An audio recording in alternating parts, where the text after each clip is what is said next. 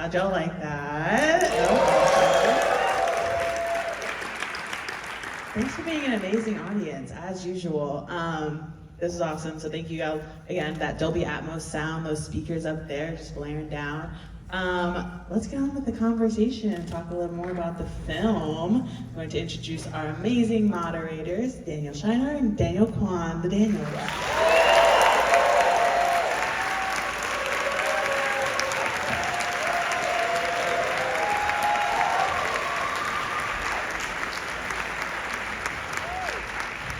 Hello. We did not make that movie. We're just big fans like you.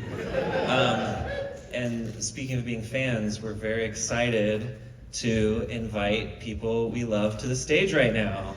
First up, we want to invite the creator and the author and the mind behind Scott Pilgrim. We got Bryan Lee O'Malley here. I'm such a big fan. Woo!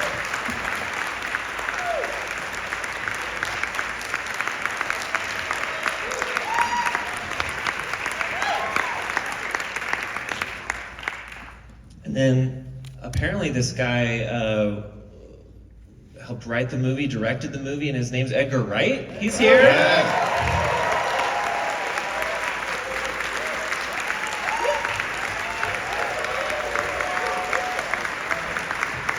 But they put 2 more chairs out here, so I guess we'll bring up more people.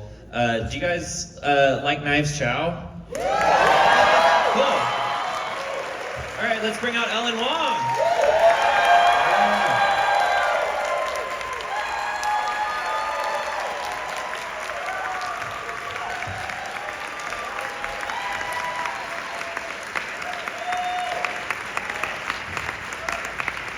And we're very excited to let you know that we have a surprise guest. We have Ramona Flowers herself, Mary Elizabeth Winstead.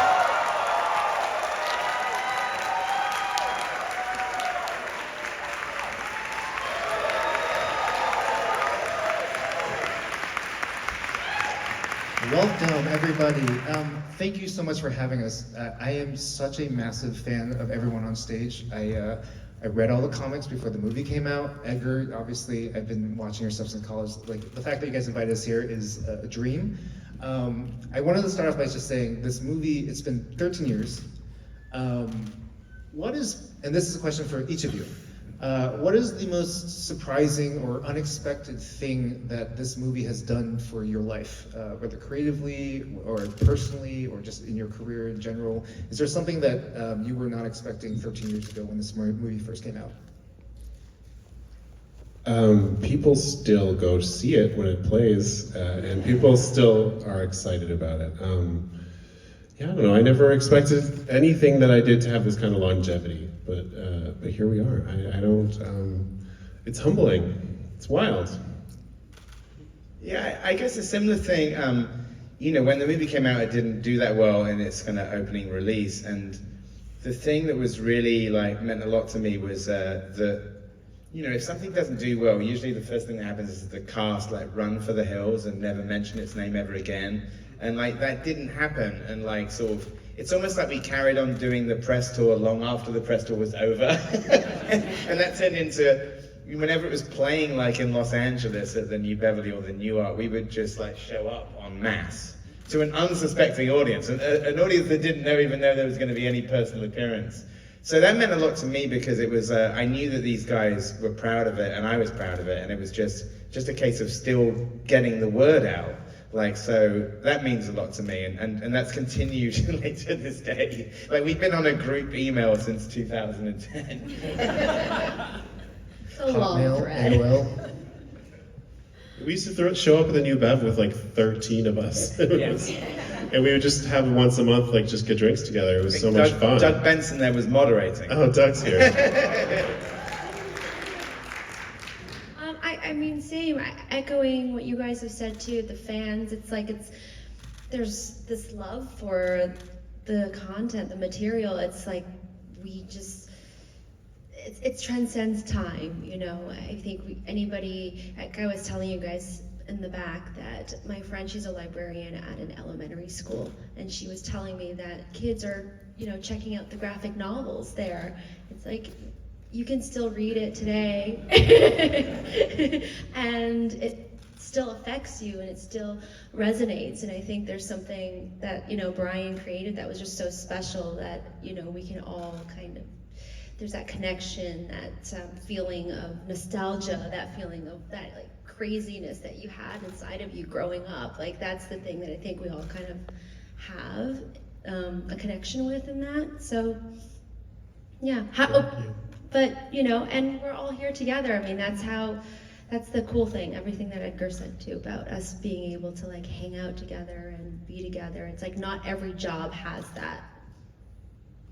Yeah, I would echo all of that. I think, you know, we all came together and loved the material so much and loved one another so much and the experience of making it. And I'm sure we'll get more into the details of it, but you know, the nature of preparatory time and the way we all got to train together and get to know each other. And you know, by the end of it, by the time it sort of trickled out and the movie was out and there was nothing really left to do, it still had been like 2 years of time that we had all spent together, really kind of revolving around being together on this movie. And so for me, it was like almost like a college experience or a drama school experience or something that just stays with you so much. And I think Edgar brought together such like-minded people, and that's lasted, you know. So Ellen and I are still best friends, and so many of the cast members and people involved are still really close. And so yeah, I think there was just something special about the way it came together that's made it stand the test of time in different ways, including personally as well, which is really unusual, I think. I just want to say that what's funny is because Ellen and Mary were like run of shows, and Ellen and Mary and Michael, pretty much the only actors who were there for the entire thing. But like, so Which was how long? I mean, we shot for, I don't know. 6 months. Yeah, it was, maybe not. We shot for 100 days. It's easily the longest like shoot I'd ever done. But as an example, Chris Evans. So he, you know, he comes to rehearse, he preps his bit, he goes away, then he comes back to shoot his bit, and then he's wrapped out. And then we're still filming, and then Chris Evans, maybe like weeks later, texts and says, "I miss you guys. I might just come back to hang out." And he did. He had nothing to do. He got his own flight and he just came back to hang out, which was very sweet. Were you tempted to make him a background actor on that day? Or... That's wild. Did you know, like, I'm gonna build like a drama school for all the coolest actors of this generation, and I'm gonna train them in martial arts, and then they're all gonna make Marvel movies? Was that part of the plan? Or I'd love to hear more about the prep work, and like, did you design it for them to all work so closely together and be around each other? In terms of the preparation or the casting or both, or all of the above, yeah. It's so impressive. The casting is kind of, one thing, you know, the one department that don't get enough credit in film, there's no Academy Award for them, is casting directors. And like, the amazing, is like Alison Jones in LA, Jen Houston in New York, and Robin Cook in Toronto. Between the three of them put together this cast. You know, I auditioned Ellen in Toronto, and but what's crazy, I mean, I won't mention any names because it just is, that's not a good thing to do. What's funny is the cast is so stacked that even the people that didn't get the part went on to be megastars. So it's that funny thing where there's people that, I won't mention names, but it's just funny to me that I kind of think about the B choices are also super famous. Just do sound alikes, Humble like brag, whatever. I like this. Yeah. But then what a big part of it was we had everybody in Toronto for prep, and that was maybe like 6 weeks before or like a month. You guys were in there for quite a while before. Michael, Mary, and Ellen were there first, and then the various other cast members would come. And it was an amazing experience. And I think about that all the time because it was sort of like college for you guys, because it was like we all trained together in the morning, and then you guys would do fight training, and then the people who were in music sequences would do like literally like band camp. And so it was like this kind of little college thing going on whilst we're prepping the movie. And obviously that was a real bonding thing because obviously there's so many fights in it, and you guys had a lot to do. You know, Brad Allen, the stunt coordinator, who is very sadly no longer with us, and we all loved him and really he was an amazing person. You know, we wanted to, obviously there were stunt doubles in the movie, but we wanted the actors to do as much as they possibly could And you can't really do that without, I mean, you guys know, you can't really do that without, I mean, Michelle Yeoh was already a badass. Didn't train. But that's like just having a cup of coffee for her. but we, you know, we needed to train. So that was, I mean, how many weeks was it before we started filming where you guys were in Canada? I think you're right about saying about 6 weeks. I mean, it was definitely at least a month. Because I remember just being so excited to get up there. I mean, it was just like, as soon as I was cast, just like, when do we get to do it? When do we get to do it? So I think we would have trained for as long as you'd asked us to, because we were just so excited to Like, we're filming do now? it. Yeah. Yeah, I remember Mary, when we worked with you a while ago, I was asking everything about what was it like to work with Edgar? What was the shoot like? And you were like, everyone else was training and fighting, but I had to do roller skate training because I didn't know how, or rollerblade training because I didn't know how to rollerblade. And the whole time I was just kind of skate by him, be like longingly wishing I was with the rest of the gang. It sounded so cute. I don't remember saying that, but that's fair. Yeah, that was accurate. Because I just didn't. I felt like I was pretty capable with the martial arts stuff, so I loved doing it because you love doing something that you have an aptitude for. And I did not have an aptitude for rollerblading, so I just felt embarrassed. Like I was just over there, like the kid with the little helmet, just being like shaky on my rollerblades. Line of cones on the floor. Yeah, trying to learn how to go around the cones and trying to look cool like Ramona. So that was kind of that was a tough part. Did you get a bug? Do you roller skate now, or never? You haven't done it since? No, I think never again after. We brought roller That's good skates acting. for you if you want to do it right now. That's true.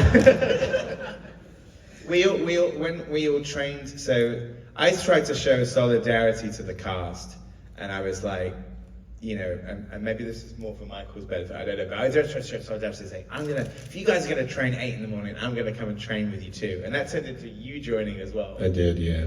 And then, and then the amazing thing was that obviously these guys are in fight scenes, and then one of my very vivid memories of making it is just imagine being in a gym class where Michael Cera is doing push-ups next to Captain America and Superman. I mean, that image alone. And then what happened is that the actors who weren't in the fight scenes kind of got jealous that there was this fun thing happening before work. So suddenly Kieran and Brie Larson and Allison were all down there as well. So we had this maths gym class at the start of every day.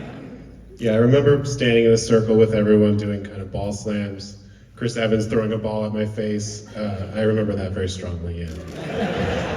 I also remember Jason Schwartzman stalling for time all the time. Yes. We had this trainer, Max, and Max would come out with these things. Max is one of the stunt doubles at Lucas Lee. Yeah, he's one of the Lucas Lee stunt doubles, and Max would say something like a big proclamation, and Jason would be trying to catch his breath, and he'd say, "It's the most pain I've ever experienced in my life." And then Jason said, "What was the second most painful thing?" He would just be trying to catch his breath. Stalling. I just kept asking questions. I also, one other Jason, there's lots of Jason stories. The other Jason story was I had this gym class playlist, and one of the tracks on the gym class playlist was the, not the Rocky theme, not the Flying High, but the other one, the ba ba ba ba ba ba ba ba ba ba ba. And at the start of it is Adrian, like Talia Shire, going, "Win, win." And Jason turned to me and goes, "That's my mum." Those are the things I really remember. It's just Schwartzman. You didn't know Talia Shire was Jason Schwartzman's mum. I want to step back a little bit and talk a little bit about the collaboration between Bryan and Edgar. What you guys did was fairly unique, I think, just the level of involvement the creator had with the adaptation. I don't think at that time it was that common. And you can tell, when you watch it, it's still 100% Scott Pilgrim, the comic, but also you feel Edgar through every shot, every transition. Like Edgar, I don't think is there a single transition in between scenes where it's just a normal cut in that movie? I don't think there is, right? Exactly. It's so I think it's a perfect marriage. I want to hear more about your just how did you guys figure out the shot design and the storyboarding of it all? Like as a filmmaker, I look at this movie and I get so jealous. I just how did you pull this off? Yeah, I mean, it was all you. I did draw a lot of things though, and you used those as a basis for this film. I mean, that's what struck me watching it this time is oh, there's an Edgar Wright movie of my work. That's crazy. Beautiful. Well, I love the books, and I think my main thing was I wanted to make it as true to the books as possible. Like I really tried to cast the people that looked exactly like the drawings. You know, I mean, they're obviously the best people for the role, but it's still like, why not just be like with such fidelity to the books? That was sort of my. I mean, I feel like that's how you pitched Mary to me. You were like, her eyes are so big.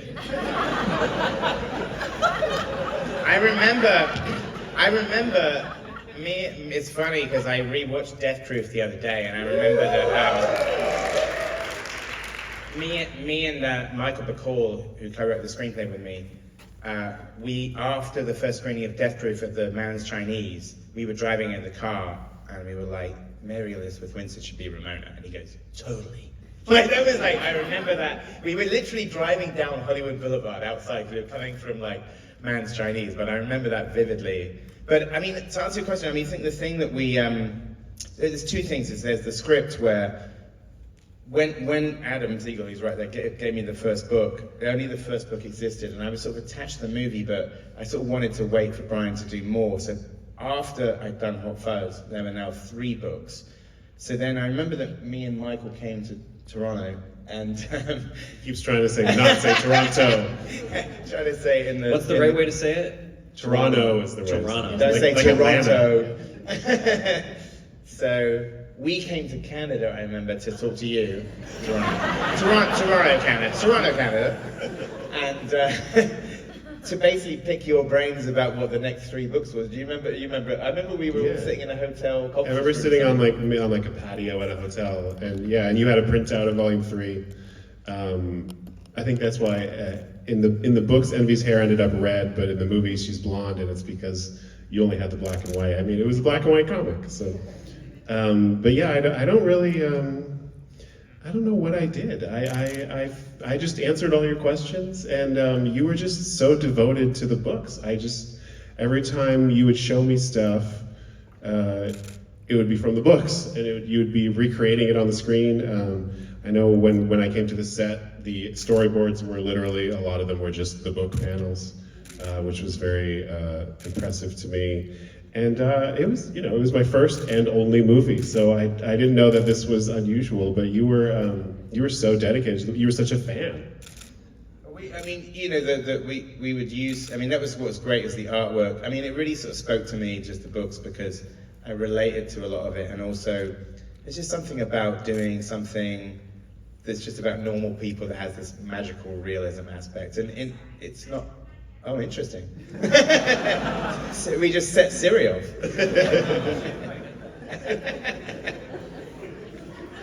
I'm sorry, I didn't catch that. Speak up, Edgar. But that's one of the things that attracted me to the books was I'd done this show Space with Simon Pegg and Jessica Hines before Shaun of the Dead. And there was something about the books that reminded me of that, and I thought like, oh, wouldn't it be great to do something like that with like sort of like a young cast and sort of something that's kind of feels pop arty, and it would be the thing. We did boards for everything, and the boards were done with a whole amazing bunch of storyboard artists, including my brother. But we'd have the hero frames, and the hero frames would be his panels, so you can see in some of the fights there'd be like clearly like a frame straight from the book. And what's funny, because there's the anime show coming out, is that when we were making the movie, we were trying to figure out how to do live action anime, and like with references like a lot of ones that you'd mentioned, like Cowboy Bebop and Fooly Cooly and Naruto. And as a kid, I was obsessed with, for the older people in the room, Gatchaman, Battle of the Planets, G-Force. Where like they're running, but the ground is just moving, and they're just running on the spot. So there's some shots like that in that, but it was really just a sort of dream in a way to. I mean, also so many comic book movies. Not mentioning any names, but I feel like they're not like really pay tribute to the artists. Some do. Obviously, there's things like Sin City and 300, but then I think sort of like. It was a really nice thing to have Bryan involved, because so many comic book movies, they barely credit the illustrators at all, You were saying backstage you put Bryan to work when he was on set? Yeah, I mean, yeah, I was saying it's better to be at work on a movie set than to not to just be there as the author, because then you have nothing to do, and actually movie sets are quite boring when you have nothing to do. So yeah, Edgar threw me in the art department with his brother Oscar, and we were working on lots of stuff. I drew all those big what do you call it, like the flip chart thing that shows the other bands and things. I was drawing all those. There's only one copy of them. I drew it with a big fat Sharpie. We had no extras in case they got ruined, so. Cards as well? Yeah, I did the whole thing. Yeah, all the writing in there is all me, yeah. The laminated list. Can we hire you for our next movie? Just to do posters? I'll come down, yeah. Great handwriting. Okay.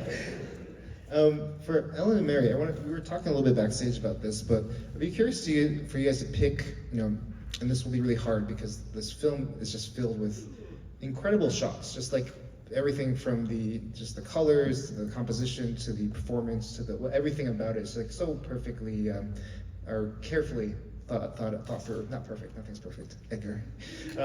But for you guys personally, are there any shots that you look at now where you feel particularly proud of for doing something in it that maybe an audience member would never know just by watching it? Is there a fun story behind a shot that you just really feel like, oh, that was a really hard day, or this was a very special memory for me? I'm just curious to hear you guys talk a little bit more about that. Yeah, I mean, we talked about this a little bit backstage, but there was the scene where Knives is flying down from the sky with her knives coming down like this. That was a day that my parents came to visit set, and Edgar had said, you should invite them, you should let them come check it out.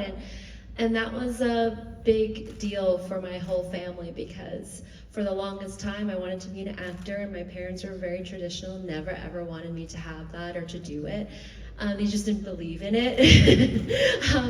But they were on set, and there was a moment where they realized, oh my God, this is bigger than what we thought it was going to be. They were more surprised that there were so many crew members. Like, they just thought it would just be us with a camera and like a director, And they showed up to set with a little platter of a dozen cakes, because they were like, oh, I brought some, some cakes for the crew, and I'm like, for the okay. student film, yeah. And then I remember Leo, I gave it to her, and she's like, oh, I'll put it on the crafty table. But I'm like, there's hundreds of people here. And so I think, seeing them go, whoa, kind of reminded me to be in the moment, and to also really just be so present and grateful for being there, because really playing Knives Chow was the beginning of my career. So that scene was a big day for me. I feel like you can see it in your performance that you're really proud of yourself. As you When should you come in there, yeah. That's a great day for them to visit. You were up on wires? Yeah. Yeah. I remember watching them watching you.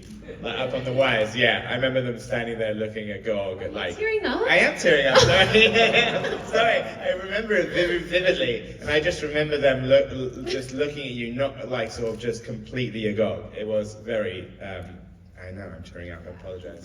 I wasn't supposed to be acting, and here I was doing it, thanks to Edgar and the whole Scott Pilgrim team who believed in me, so it was a big deal.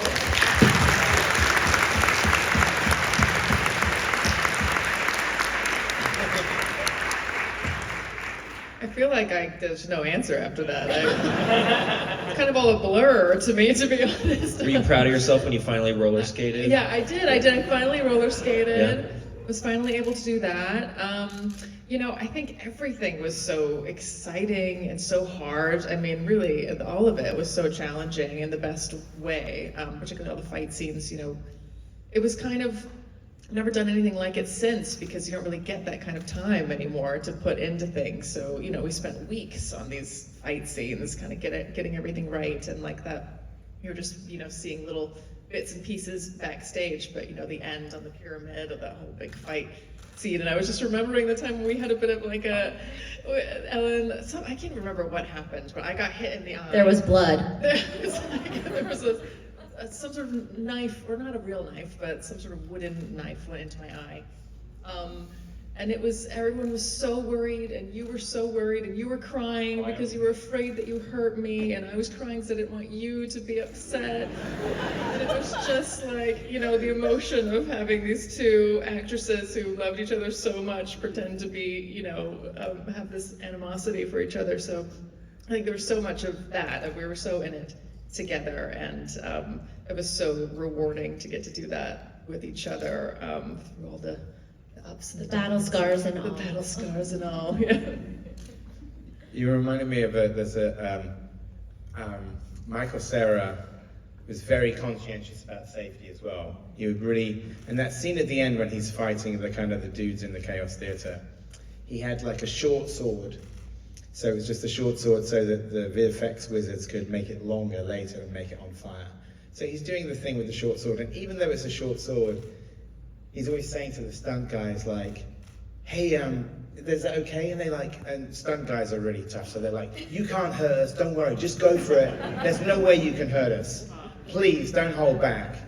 So Michael does his take, swish, swish, swish, swish, swish, and then he goes off to get a coffee, and the stunt double, Chris Mark, comes in to do the take with the long sword. So we have the reference for the long sword. And on the first take of the long sword, bam! One of the stuntmen gets hit in the mouth with the sword and knocks his teeth out. Now, the thing is, at this point in the scene, the floor of the nightclub is covered in coins.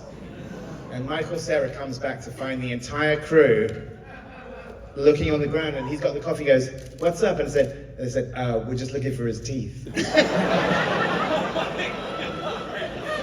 And Michael turns to the guy, and because stuntmen are super tough, the guy is like standing there, holding his mouth, which is bleeding, and Michael goes, oh my God, you okay? He goes, I'm totally cool, come on, this is all one of those work. We did find the teeth, but it took a while. It's like a reverse tooth fairy. Normally you get the coin after you get the tooth. Yeah, it's really, very confusing. Yes. The tooth fairy paid out. I have a vague question, because you talk about visual effects, and like watching it, I'm like, this is so carefully designed. Like, did you have like a list of how many shots in the movie aren't a visual effect, and it was like a short list? Like, my real question is, what was that process like? Were you like super closely working throughout the edit? Like, it's so designed. Yeah, our VFX supervisor was Fraser Churchill. He was amazing. We tried to, I know he was there the whole time, and a lot of it was just the process of what it would look like. So we did this test scene, like I think which is on the Blu-ray maybe, where we sort of tried it out of the sort of live action anime. But it's just a sort of, a process, and also trying to make it like feel organic, like doing the graphics and the kind of the points and what translucency they were. All of that stuff is just like a process to get it right. So all of that stuff took a lot of time, and the VFX guys, Double Negative, are great. My brother, who does concept art and storyboards, he would sort of stay on as like a VFX whisperer as well. So, but not that those guys are all geniuses, but it was just like trying to like nail it, what it should look like.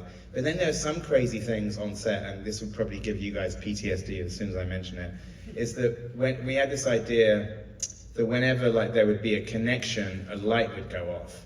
So every time somebody gets punched and there's a flash, there was literally a light bulb in the scene. So, yeah, I'm sure you remember this. Because, so basically, you have a light bulb in every scene, like a flash bulb, and usually I would have the trigger. Sometimes Peng Zhang, who was the fight coordinator along with Brad, would have it. And you basically stand by the monitor and have to do it by eye. Every time they hit, it's like a psh, and there'd be sometimes 7 light bulbs. And Michael Cera said that after he wrapped filming, in his sleep, all he could hear was psh, psh, psh, psh, the sound of the flash bulbs going off. But obviously, so any raw shot of the movie, like on the pyramid, there's light bulbs on stands all over the place that are then painted out. So that was a sort of a physical effect that was really there. I also saw in the behind the scenes, you guys had air cannons for some of the punches too, which as a nerd, I was like, that's genius. Just little people following every punch with an air cannon shot. Like, I don't know how often you did that. So much work.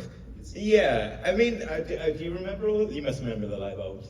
I remember the light bulbs for sure. I remember the light bulbs.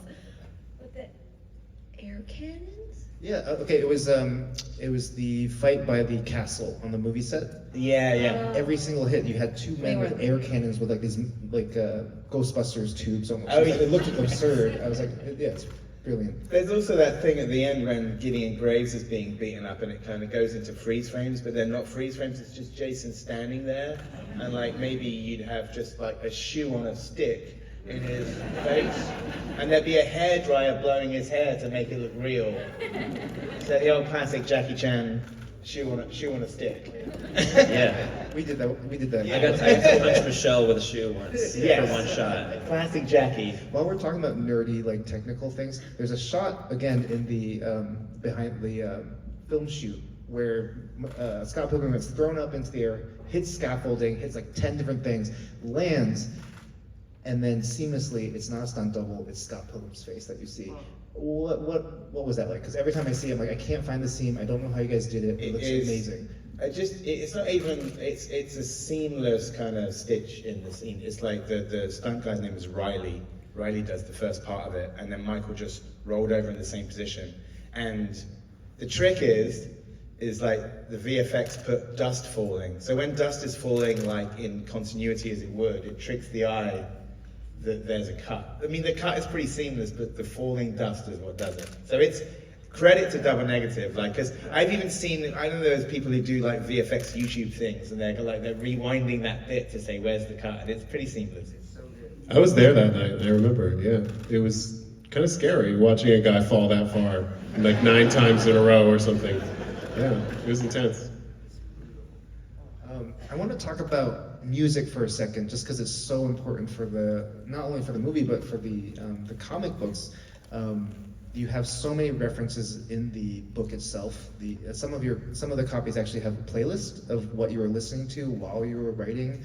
I just want to talk about like the sort of time capsule of the series and also of the movie. You got Metric, you got Broken Social Scene, you got Beck. You got so many wonderful, incredible, talented people involved, and it just I was rewatching it this weekend and also going through the books this weekend, and I just felt so nostalgic, just taken back to that time period.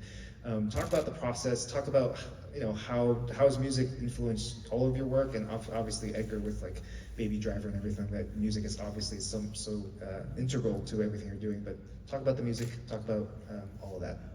I mean, watching it this time, there was a shot that caught my eye, which is young Neil at the very front of the stage, just as the Clash of Demon Head's about to go on. And I remember standing there at the Real Lee's Palace many times for different shows.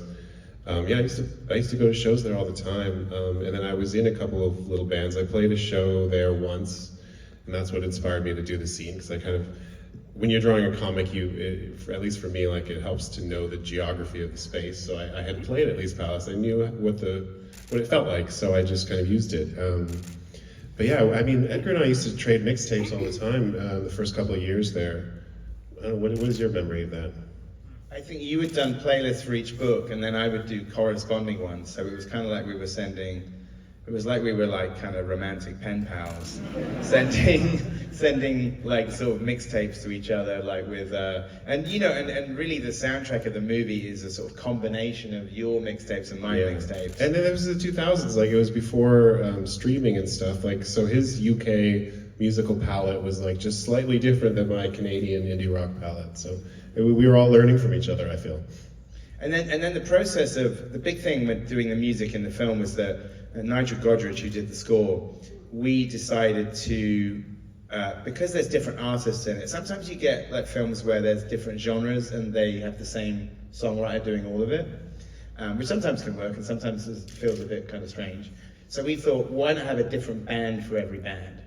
So we started essentially, and this is probably the fun bit of the pre-production, sort of casting the bands and going out to meet them, and me and Nigel, we went to Toronto and met Metric and Broken Social Scene, and then other people that were involved. Like I remember you came to San Francisco with us to meet Beck. Well, what had happened before that is that we talked about a couple of younger bands that might be Sex Bomb, and we went to see them. There was like bands that ended up on the soundtrack, like the Black Lips, or there's a band that I really loved called Be Your Own Pet, and they basically like broke up before we met them. We were supposed to meet them in Los Angeles, and we got a message from their manager saying like, oh, they're not going to come to the meeting, they've actually broken up on the road. Yeah, it turns out young bands are messy. Cut to That last makes it Thursday. perfect. They reformed 15 years later, and their new album, Mommy, if you like that band, is fantastic. And I went to see them on Thursday in LA, and I met them 15 years later. And actually, no, I did use one of their songs in the trailer. But after that, like, Nigel just said, why don't we just get Beck to do Sex Bomb? He'll be brilliant doing that. It's exactly like how he started. He'd love it. And so that process was amazing. We gave him the script, and I wrote a description of the scenes of what Sex Bomb, what Sex Bomb were doing and what we needed. And he had the script. I'm not sure if he really read the script, but he had the scenes, and we made these big blow-ups of Brian's art, and we basically decorated Beck's garage. So he literally recorded garage rock in a garage. And in the course of a weekend, he knocked out with his drummer 24 songs. And I wasn't present. He kind of wanted to do it on his own, but I remember Nigel said, oh, Beck's got something for us. And I went to see Nigel, and they had this like CDR with 24 songs on it, and me and Nigel drove around LA listening to it. And the song that's in the opening credits, We Are Sex Bomb, was Beck and his drummer just jamming, and there's no other take of that song. Like, it's the demo in the movie. Because then Nigel, when he had the songs, he said, I don't know why you would re-record these. This is the best that Sex Bomb could ever hope to be. It's literally in a garage. Why would you make it slicker than this? And he was right. Yeah. So all of those songs that are in there, Garbage Truck and Summertime in Threshold, are all recorded in Beck's garage. Yeah, the only one he did again was Ramona at the end when it gets better. And he added he added the lyrics to the sort of string version. I also just want to say in the comic, I drew Sex Bomb singing a song that says, I'm so indefatigable, which I thought no one would ever use in a song, but Beck put it in a song. I'll also say the first time I was reading the graphic novel, there's a moment when Sex Bomb is playing, and then a little pop-up comes up and says, "Hey kids, you can play along with us. Here's a guitar tab of the song." And as like a impressionable college kid, my mind was blown. I was like, "You can do anything. This is amazing." I was thinking like, what can you do with the printed page? Well, how can I provide more fun for the reader? Activities for the children? Yeah, you even have like a vegan casserole recipe in one of the books, right? And it's the full recipe. People have actually. I was always trying to provide value. I mean, honestly, that's just how I think. It's brilliant. Especially, It's interdisciplinary storytelling. Right. It really is successful to pull music and video games into a comic. And cooking. And vegan cooking. Yeah, Vegan, yes. the recipe. Yeah. I want to talk about Toronto. Let's talk about Toronto for a second. I think regional. You did the correct pronunciation. Sorry, did I do it right? Oh, Toronto. You did. Okay, great. Anyone from I trained Toronto for it. here? Oh yeah. I heard some woos. Woo! Any Canadians? Yeah. Ooh, yeah. Did you Toronans? do you have one more I question? had a before we quick transition? question, which Yeah. is, of those 24 songs, how many did you use? Are you the only one who has the other 20? Actually, when they re-released the soundtrack, that Ramona song that Michael Cera plays to Mary, there were like 7 versions of that, and those are all on the special edition. But he just like jams like 6 versions of like the Ramona acoustic, and I just put them all on because it was amazing. Michael really plays it in the movie, doesn't Yeah. he? On the guitar, yeah, he's really Michael good. could really play guitar. Like, so we think that the people who could play their instrument, Tennessee Thomas, who's in Clash of Demon Head, is a drummer. Like, Brie obviously sings. Michael could play guitar really well. If anything, Michael had to make his guitar playing look worse. And then Alison learned the drums, and Mark Webber learned the guitar, and Brandon learned the guitar. It was crazy. And we had, if any other, Chris Murphy from Sloan, famous Canadian band, was the guitar, the music teacher essentially. And the hand double sometimes. Yes, Mark Webber's hand double sometimes. Sounds like the But most yeah, to answer your stressful question, job. I think it was nothing that I didn't use really. Usually he'd done variations on things, but it's pretty much all in there. Wow. In one weekend. Incredible. It's so mean to make people do things for the first time on screen. Like for a 100-day shoot, like you're gonna learn guitar and we're gonna have you perform in front of the entire crew and every audience member in the world. It's like so terrifying. But the thing as well, yeah. The thing I really remember about that shot where you're on the couch with Johnny Simmons, the opening shot, is that the camera's pulling back. Is that on top of all of that, Chris Murphy from Sloane, the sort of was standing by the camera in the Stephen Stills outfit and basically miming it to Mark Webber. So he's like going D, E, D, like, and it's just that's my memory of that shot, is that he's like going, just like doing the hands so Mark can copy him. It doesn't show, but that's so stressful. I love it. So Toronto. Now I'm in my head. Toronto. Okay. I just want to talk about just the fact that you guys really, again, it's a time capsule movie. It's a time capsule film, but you're also capturing a place and a spirit. The locations in the film and in the comics were real places that you went to every day with your friends. In fact, some of the places have, like, they even had shut down by the time you were shooting, so you had to go back and recreate these things as if they're ancient artifacts or ancient places. Now, 13 years on, Toronto has changed again. What do you guys hope? What do you hope you captured about Toronto as a city, as a place, as a vibe, as a community that lives on in the film and in the books? I mean, you guys all spent so much time there, and Ellen, you're Canadian as well, right? Yeah, I'm from Toronto. Oh, great, awesome. So yeah, this question is sort of for all of you. What is something? Yeah, I mean, I'm not from Toronto originally. I lived there for only about 2 or 3 years. In those years, in my early to mid 20s, and started drawing it because it was all around me. It was easy to draw. I'm very lazy. I mean, easy is probably not the right word, but yeah, I don't know. I was young and I didn't really know what Toronto was beyond what I was immediately kind of experiencing. I had some friends, we were trying to be a band, and we were just screwing around all the time and, you know, drinking Pepsi out of mugs because we didn't own any cups.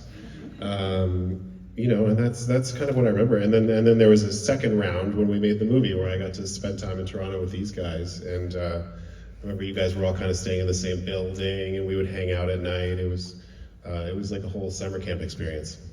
Yeah, it was a very strange experience to make the movie in the locations that we were also kind of hanging out in. It felt very like sort of strange. And there's also something as well that kind of feel, you know, unlike the books actually, because you do have adults in the books, but like there's no like grown-ups in Scott Pilgrim at all. Yeah, you were one of the oldest people on set, and you were like 32 or something. It's so crazy to me.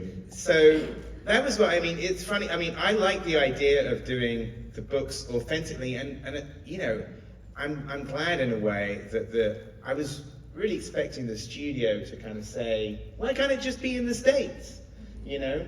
And they never really did. Although Adam will remember, there was a crazy point where Toronto famously, in American movies at least, not Canadian movies, doesn't play itself very often. When I was a kid, I think I knew Toronto from David Cronenberg films and the Police Academy films.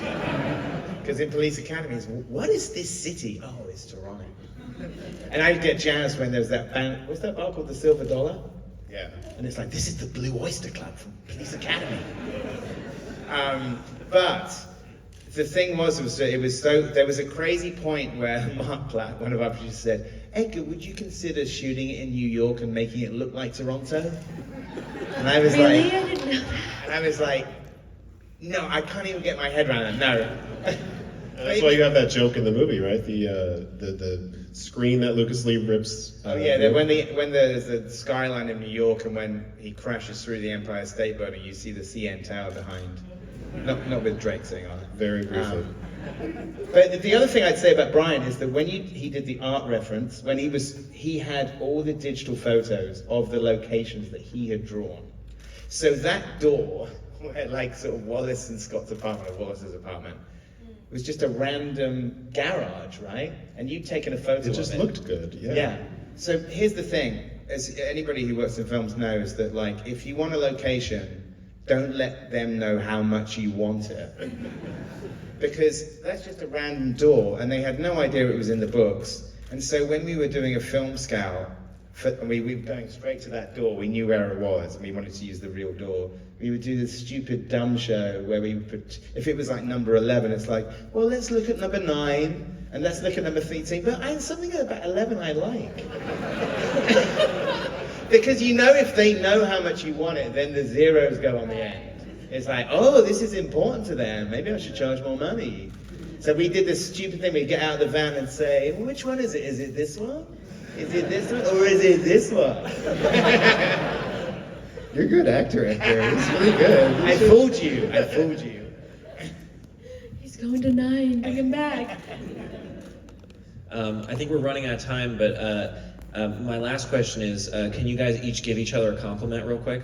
Oh my god. Wait, each to each? That's No, a just lot. everybody has to give, Compliment? Exponential. everybody say something nice. I'll say, Can I be included too? yeah, you did a great job moderating, Thank Daniel, you. and I You too. thought you had really thoughtful questions. Oh yeah, how about I give it to you guys? No, that's off the. I mean, I've been speaking to you a lot, Edgar. Let me turn to the girls here. Oh my God, girls, it's so nice to see you two together. I know you're such good friends. Ellen, we hang out all the time, and I love you so much. And I guess that's about all I have to say. I'd like to say, Mary, I think, we were talking backstage, there was something where, like, you had so much hard work to do, but there's that thing where, like, people use the word effortless. I think they don't understand what that means. It's like you were such a sort of pro, and I know, like, doing those fight scenes was tough, but you would never let it show. And, like, I was always really impressed by that, because I knew it was, like, harder than maybe you were letting on. And I just was like, working with you was just a dream, because you're just such a professional, and it was amazing. Just like, sort of just, you know, and we were there for the entire thing. So it was like, I think you're literally like in the, you know, first and last shots or something. So it was just amazing going on that journey with you. And then this one, with the parents bringing cakes.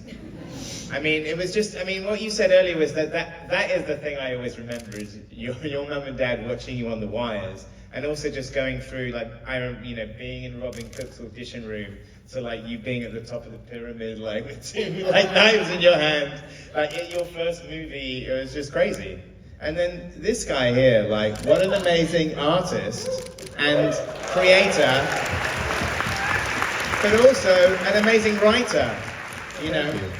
And you're just, and he, like, just, I mean, that was the thing, is you gave us such a sort of gift. Not just the artwork, but the sort of the dialogue is amazing. I mean, me and Michael Bacall obviously used so much of the lines from the books because it was fantastic, and it was just like, it's just like a real. Also, you know, we know this, is that there are some comic book movies where the comic book creator is not involved, or Alan Moore has never seen any of the adaptations of his movies. So to kind of like us be like, you know, just, you know, kind of just working together so closely was just a gift. And you guys are great moderators. But I couldn't say who's better. Yeah, I couldn't even say who's who. Which one's which? I just want to say you all look great, but especially y'all's sweaters. Yeah. Yeah. And before we go, I believe we have one last thing to show, right? We were going to show you guys the trailer for the new Netflix. If you haven't seen it yet, we're animation. gonna wet your whistle and show you the trailer for the new Netflix series, which comes out Friday. Thanks again. Thank you guys so much for all your Oh yeah, actually, wait. Let us shout out, because our friends from Science Saru from Tokyo are here. Abel, our director, Moko-chan, who directed episode 3. We love them so much. Thank you guys for being here.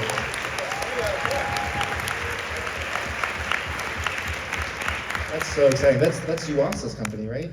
Yeah, Masaki Yuasa. I can't wait. That's so exciting. All right, let's watch the trailer, guys. Thank you so much. Thank you. Thanks to everybody. Thank you. Thank you so Thank you, much. Daniels. Enjoy the show on Friday.